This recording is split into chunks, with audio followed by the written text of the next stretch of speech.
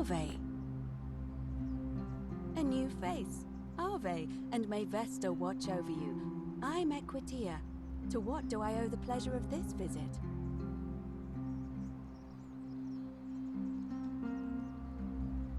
I'm quite sure it's the work of the gods, which is strange because they've never been particularly concerned with our misdeeds, as long as we've kept the peace of the gods.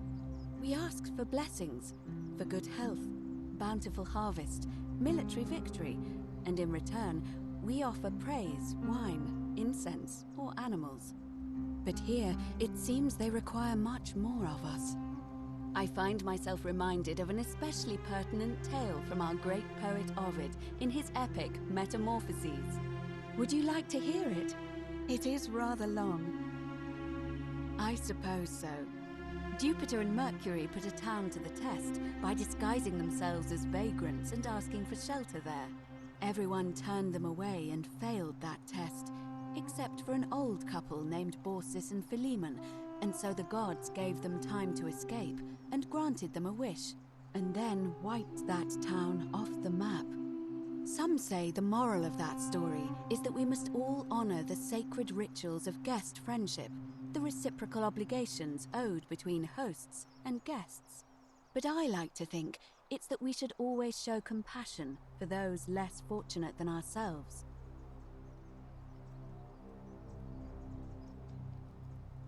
A cynic philosopher might take that view, but it's not entirely invalid, I suppose.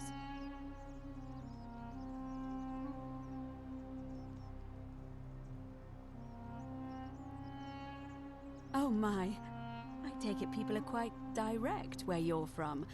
I suppose it's quite charming in its own way. Usually, however, you wouldn't simply march up to a Vestal priestess and without due formality or courtesy ask, "What is your story?" The proper approach would be to arrange an introduction through a mutual acquaintance in high office, by which time you would already know how to address me. And then you would find a way to satisfy your curiosity rather more indirectly. But to be honest, I've often thought what an unnecessarily formal way to communicate that is. So, let's do it your way. You just keep being yourself and ask whatever you like. It'll be a refreshing change. You know, I'm not entirely sure. But what about you? How did you end up here? Karen, you say? And nothing about that name seemed odd to you? Older. I see. I wonder if... No. I apologize. I don't mean to be cryptic. It's just that you've got me thinking. Have you spoken with any of the others about how they arrived here too? I really think you should. Go around and ask them what they remember and see if you notice any patterns. Good. Thank you. But please be careful. I just don't want to see what happened to Livia happen to you too. Up until a few weeks ago, she was a perfectly productive member of our little community, darning clothes and cutting hair. She was always so chatty, always seeking out newcomers and asking them where they were from and how they wound up here. And then, about a month ago, she suddenly changed. She withdrew, stopped working and became despondent, started muttering to herself. Galerius and I visited her to see how we could help, but she just looked at us with this haunted stare, called us bloodless shadows, and told us we were ignorant of some pattern. Look, it could be unrelated. Perhaps she simply fell ill. Or, as Galerius suggested, the weight of the Golden Rule was too much for her. But there is a small chance that she learned something, saw a pattern nobody else saw, and that it broke her. I just don't want to see that happen to you. So be careful, will you? Thank you. Now, go and follow the thread of truth through this labyrinth, and come back to me if you discover any patterns. come back to me once you've acquainted yourself with the rest of our neighbors. Keeping an eye on things, Horatius? As always, priestess. Any news about Centilla, Navia, or Kabash? No sign of any of them, I'm afraid. But we do have a newcomer. Strangely dressed woman. Pretty though. Funny accent too. Give me a moment. Sorry I'm such a mess. I just lost a patient and a dear friend. Yulia. She was a good woman.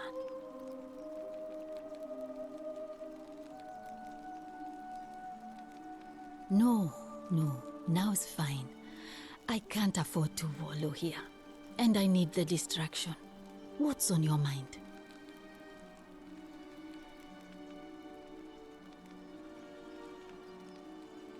I'm Lucretia, and I'm going to be straight with you. I'm not a physician. This is Navia's clinic. I've just been filling in ever since she disappeared. I'm tired and out of my depth and miserable all the time. But I'd rather take this on myself than let one of you lot mess it up. My husband and I moved to Rome from Caesarea. He embraced the Roman way more than I would have liked and turned into an awful philanderer. I would have divorced him and demanded the return of my dowry, but I knew he would sooner have me killed than give me my right. So I waited for the right time to take what was mine and disappear. And then the fires came. As he prepared to evacuate our villa, I gathered our most precious belongings, coins and gemstones, and the moment his back was turned, I ran. I could barely see for the smoke, and the streets were full of people trampling each other. I ran for the river, like everyone else, and leapt in. The next thing I remember, I was waking up on a riverbank, not far from here. It's all right. Say what you will about this place. At least my fornicating husband will never find me. And while there's no shortage of snakes here, at least with the Golden Rule, they have to try to be discreet about it. Well, she used to run the clinic. She was a midwife, not a physician, but she was the closest thing we had down here. And she was good, too. Until she suddenly lost all interest in us. One day she told me she'd made some profound discovery about the golden statues. This changes everything, she kept saying. But I had no idea what she was talking about. The last time I saw her, the last time any of us saw her, she was muttering to the statues, like she could talk to them. And then she shut herself in the palace, barred the door from the inside, and nobody's seen her since. She's been gone so long now, we figure she's either dead or up to something so strange that she doesn't want anyone else to know about it. But I really wish I could reach her, because that's the only hope I have of solving a troubling problem, a real thorn in the paw situation. One of my patients is suffering from terrible rheumatism. His joints are inflamed and he's in constant pain. I really shouldn't say. He wouldn't like it. And he's a little bit scary. He's become so irritable that the smallest things set him off, and I worry he'll end up losing his temper and lashing out, and you know what that means. I just know Navia would know how to treat him, assuming she's still alive. But nobody seems to know how to get into the palace. Thanks, I suppose.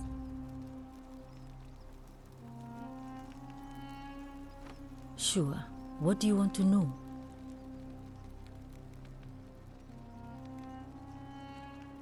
Hemlock, I believe.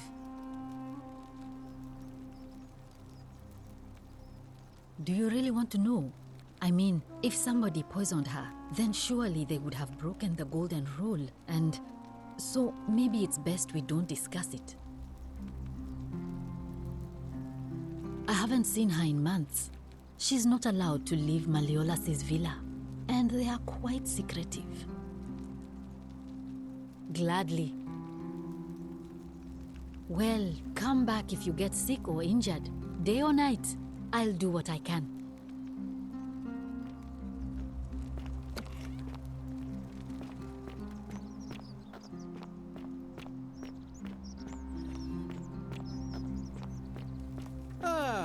fellow traveler from a faraway land. Greetings, I'm Georgius. It gladdens me to see another foreigner in our midst. We must stick together, you and I. And I must say, my sartorial friend, your clothing is most extraordinary. Leather boots in place of sandals, trousers with precise stitching, and such a curious design. I have traveled distant trade routes from the markets of Damascus to the farms of India, and never have I seen anyone dressed quite like you. Tell me, I must know, from which exotic part of the world do you hail?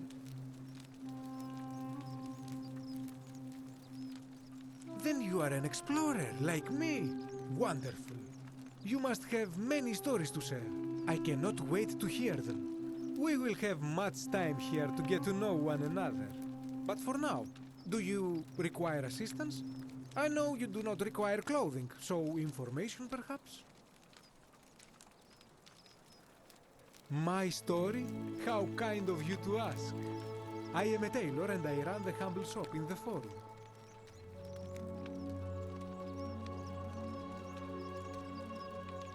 A good question. A very good question indeed.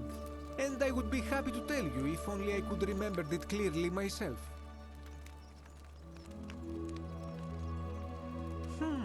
I remember I had just been to Rome to sell an extraordinary selection of wares, and drowning in coin, I decided to celebrate my success. I rented a prestigious villa by the Tiber, invited over a few select friends, and we began making our way through some of the most exquisite wine money could buy. Quite a lot of it, in fact. Now, I have had visions and awoken in strange places before. I have even found myself naked in the desert sands more than once, but none of that compares to this. This time, I remember people screaming, then falling into a void as empty as time before creation, gasping for air, and then nothing. When I regained my faculties, I was lying naked by the banks of the Tiber, gods know how many miles from my villa. Indeed. I'm lucky I was carrying a little extra weight. I believe it kept me afloat. In any case, it seems I'd been rescued and resuscitated by a benevolent stranger. I went to find firewood for his campfire, stumbled across a cave, and discovered that trapdoor temple. And here I am.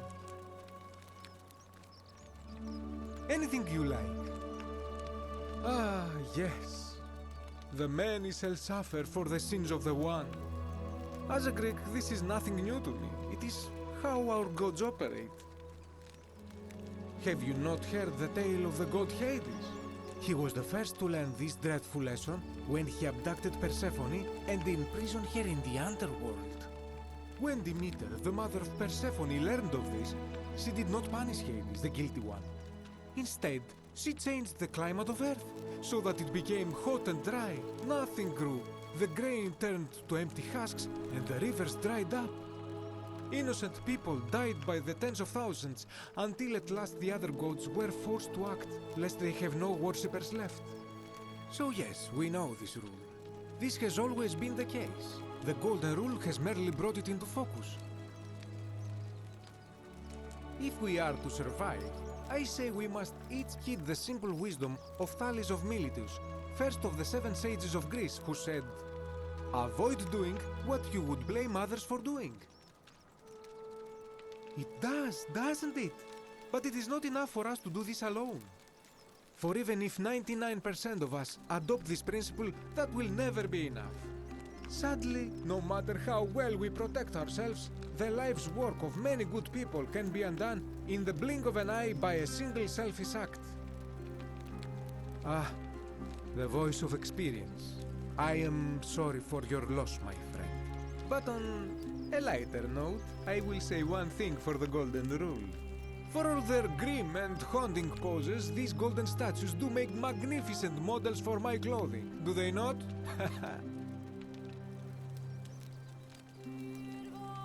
I hope that our paths cross again soon, my friend.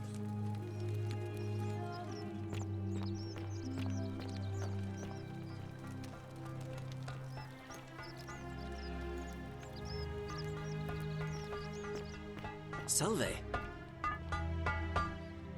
Ah, a new face. Salve. and welcome to a little community. My name's impossible to pronounce for most people, so you can just call me Virgil. You arrived on a sad day, friend. What with Julia's death? I wish we could have met under better circumstances. Look, I haven't done anything wrong, if that's what you're thinking. Somebody just has a problem with my preference for male company. Hey, nothing gets by you, huh? Sorry, that was mean. Yes, I like men. And when you grow up in the north, as I did, in the city of Noviomagos, you expect a bit of hostility.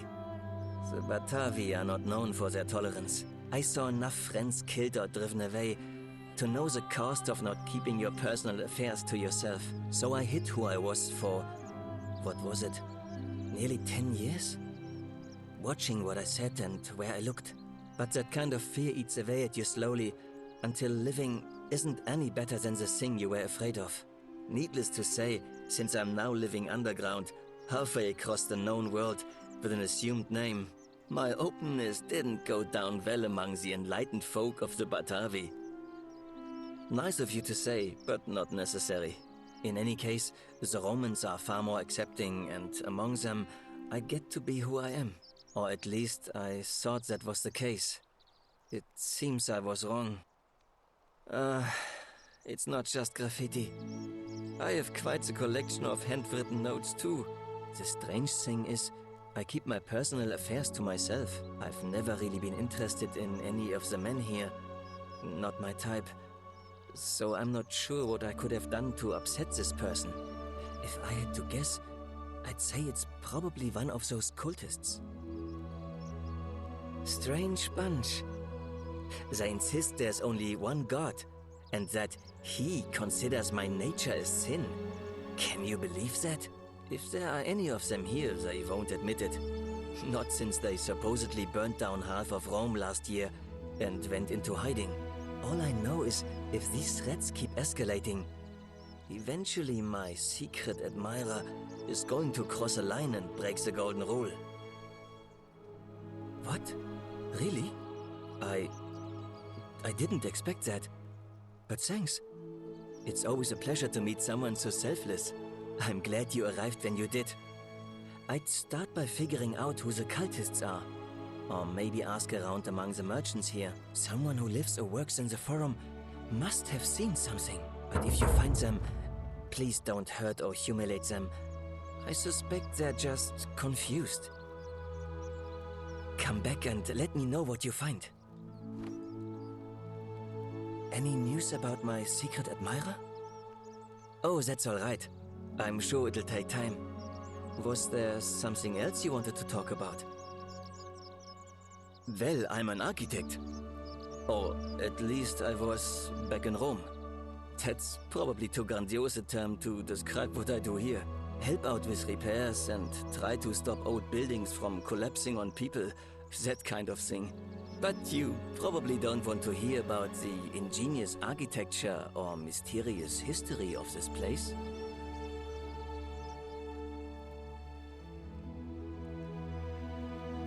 You mean the Great Temple?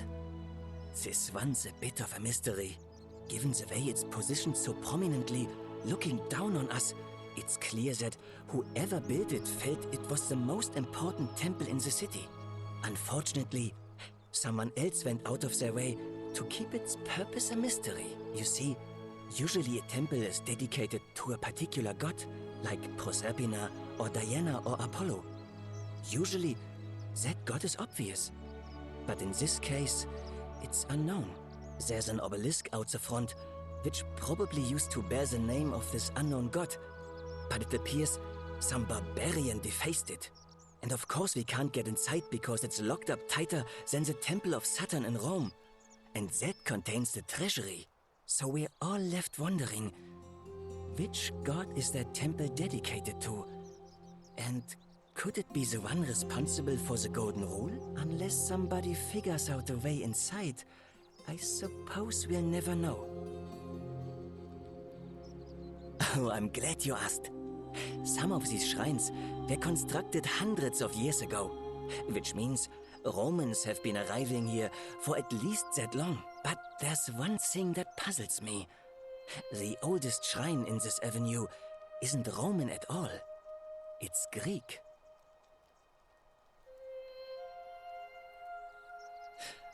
Well, yes, that could be the reason. Or it could mean that there were Greeks living and worshipping here before the Romans arrived. Which begs the interesting question, who really built this place? And could it be far older than any of us imagine? If only there was a way we could talk to the people who came here before us. The stories they could tell. Of course. Nice to talk to you.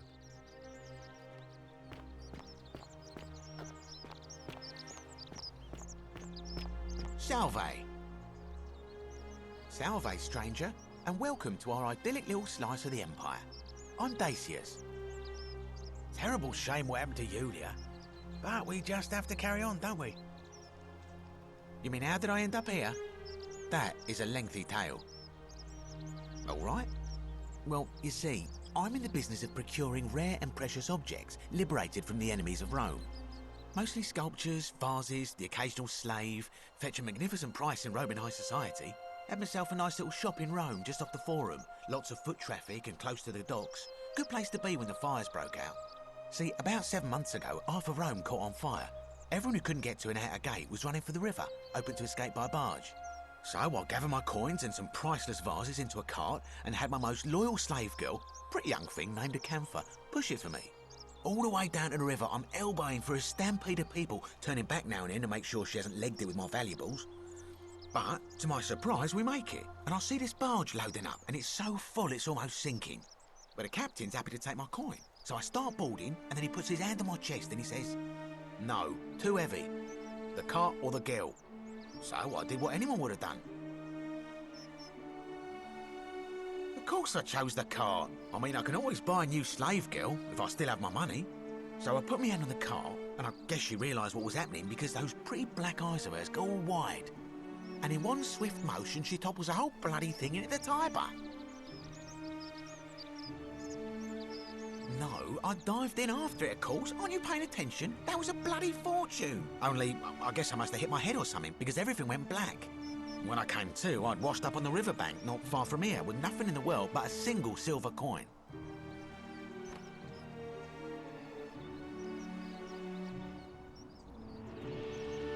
Thank you, friend.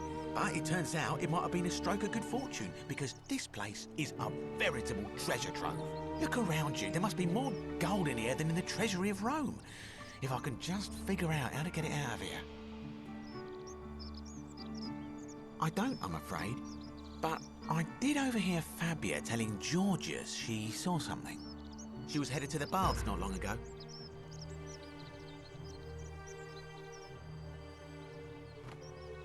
Very well. Another time.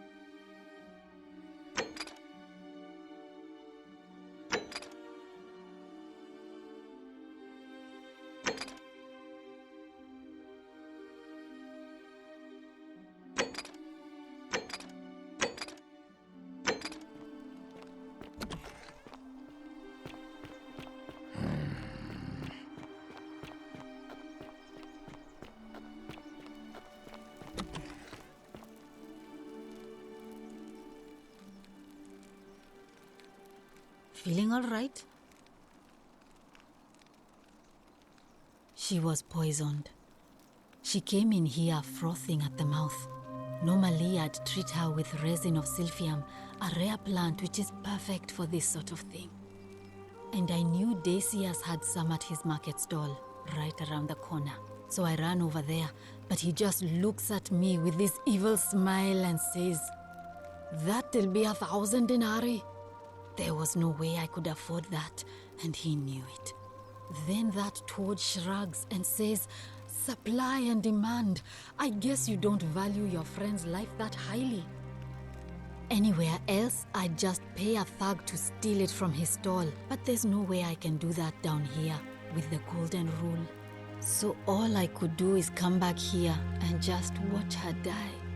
I kept on apologizing, and now I'll never know who poisoned her, or how they managed to do it without breaking the Golden Rule, or why she cursed that snake's cruel black eyes with her dying breath.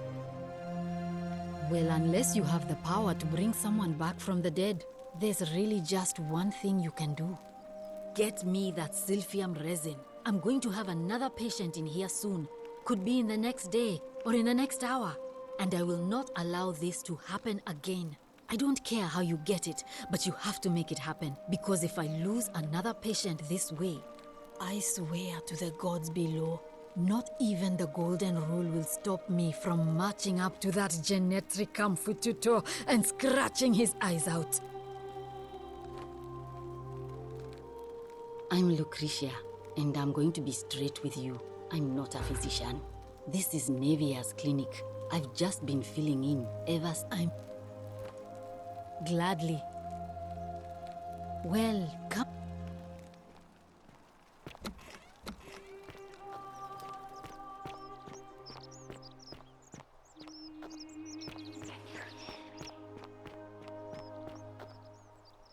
Help!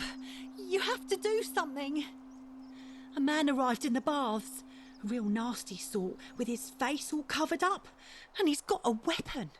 You have to do something, or he's going to break the Golden Rule.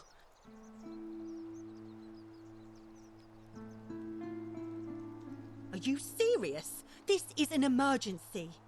Are you going to help or not? Thank you. He's still in there, somewhere. I have to hide. Find me in this empty shrine when it's over.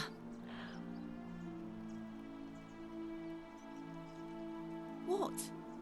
We don't have time for this. I have to go. Ugh.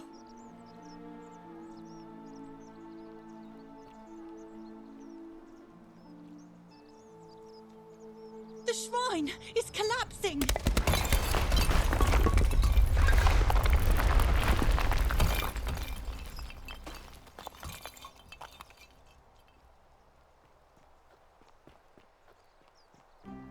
Fabia, no! Oh God, she's dead! Did anyone see that? The whole shrine just collapsed on her! Oh Fabia, why did you have to go in there? Poor sweet girl!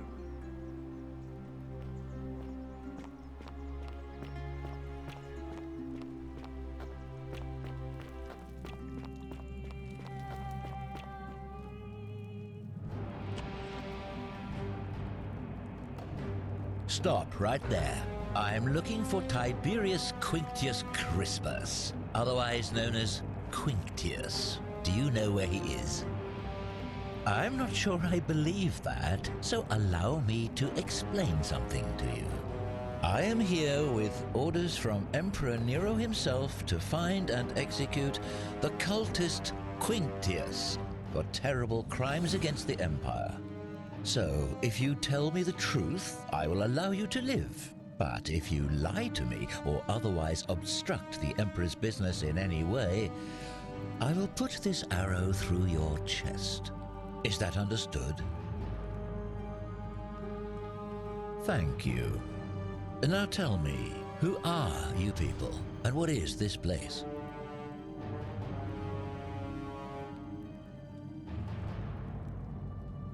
A small community. Ha! I was told Quinctius was a cultist, but I never thought he'd be foolish enough to lead me right to the heart of his mystery cult.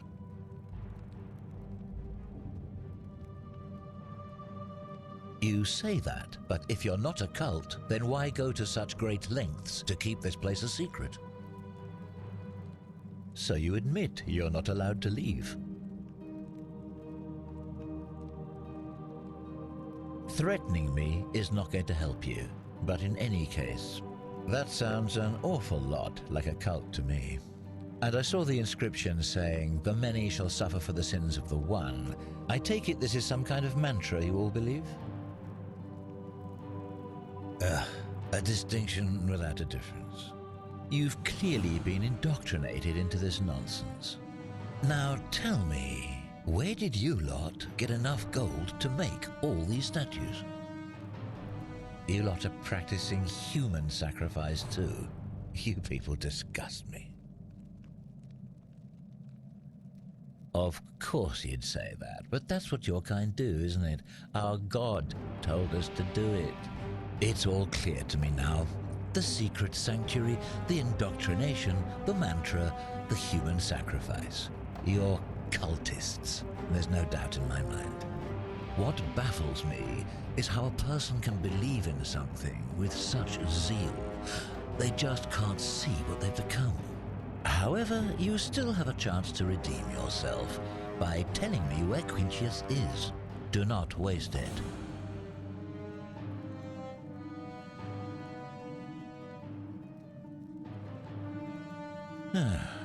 Then you're of no use to me. Do you have any last words?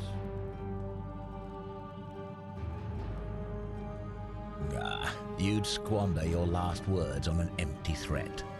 Now it's my turn to tell you something. Once I'm done with you and Quintius, I intend to kill every last one of you wretched degenerates. And I can think of nothing I'd enjoy more. The many shall suffer for the sins of the one.